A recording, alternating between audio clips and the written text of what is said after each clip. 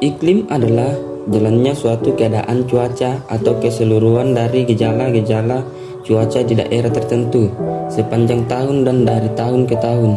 Cuaca adalah keadaan atmosfer yang dinyatakan dengan nilai berbagai parameter antara lain suhu, tekanan, angin, kelembapan, dan berbagai fenomena hujan di suatu tempat atau wilayah selama kurun waktu yang pendek, menit, jam, hari, bulan, musim, dan tahun.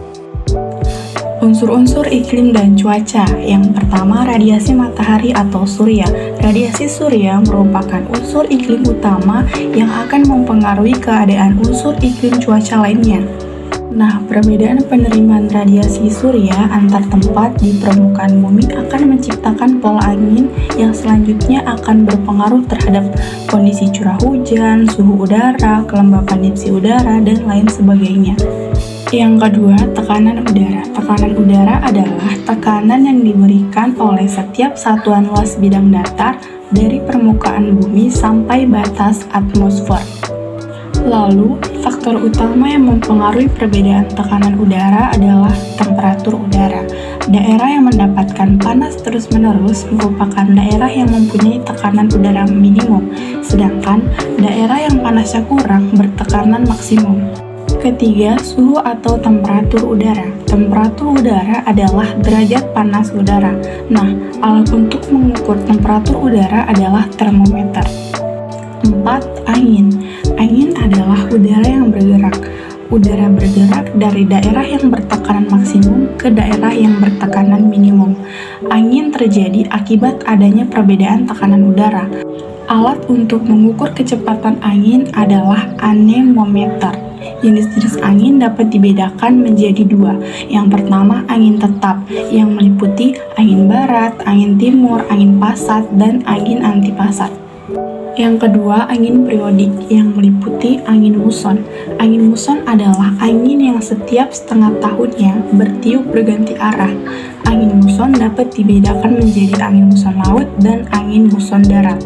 Yang kelima, kelembapan dan pH tanah.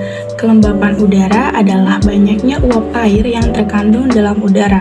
Jumlah uap air dalam udara ini sebetulnya hanya merupakan sebagian kecil saja dari seluruh atmosfer, yaitu hanya kira-kira 2% dari jumlah massa.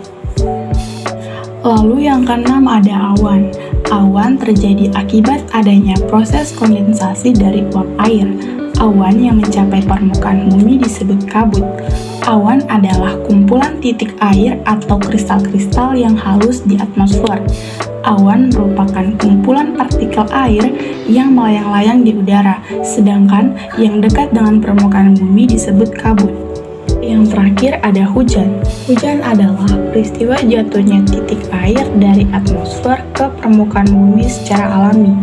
Alat untuk mengukur besarnya curah hujan adalah ohmmeter. Berdasarkan bentuknya, hujan dibedakan sebagai berikut. Yang pertama, hujan air, hujan salju, dan hujan es.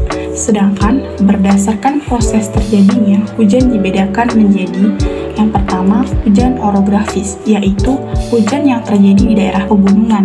Yang kedua, hujan konveksi, yaitu hujan yang terjadi di daerah tropis karena adanya proses udara yang naik akibat adanya pemanasan udara yang ada di sekitarnya terlalu tinggi dan awan menjadi membesar dan terjadilah hujan secara mendadak.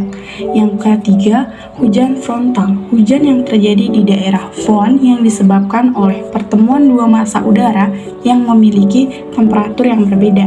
Yang keempat, hujan konvergensi yang terjadi karena adanya pertemuan dua massa udara tebal.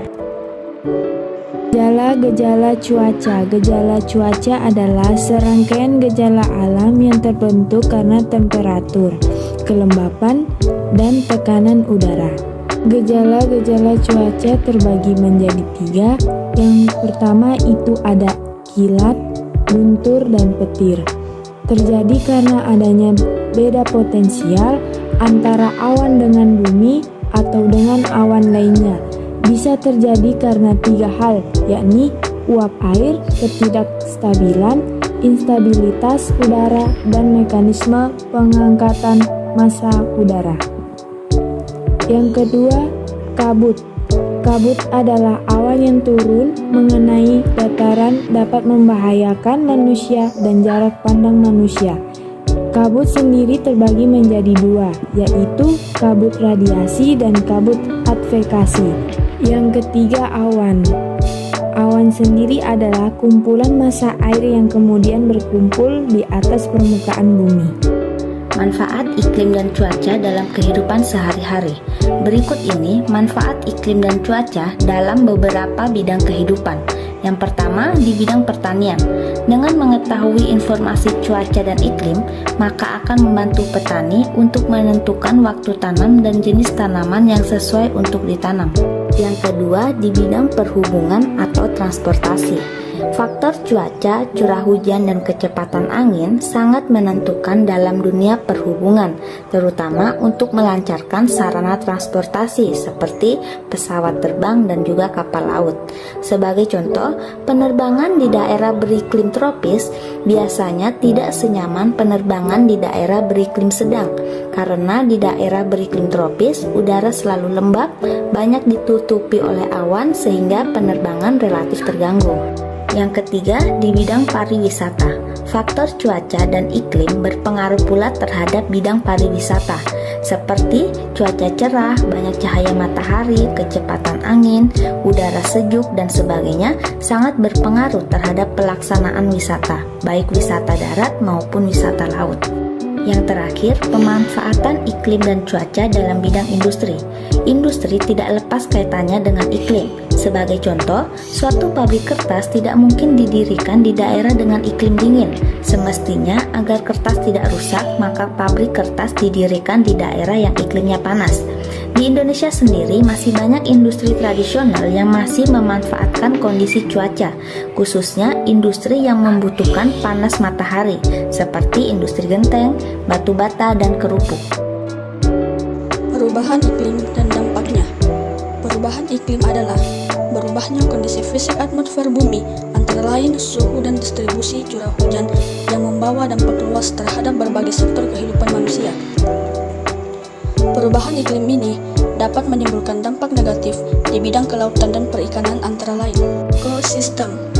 Bertambahnya CO2 di atmosfer akan meningkatkan tingkat keasaman laut. Hal ini berdampak negatif pada organisme-organisme laut seperti terumbu karang dan spesies-spesies yang hidupnya bergantung pada organisme tersebut. 2. Pesisir dan dataran rendah. Daerah pantai akan semakin rentan terhadap erosi pantai dan naiknya permukaan air laut. Kerusakan pesisir akan diperparah oleh tekanan manusia di daerah pesisir. Diperkirakan tahun 2080, jutaan orang akan terkena banjir setiap tahun karena naiknya permukaan air laut. Resiko terbesar adalah dataran rendah yang padat penduduknya dengan tingkat adaptasi yang rendah.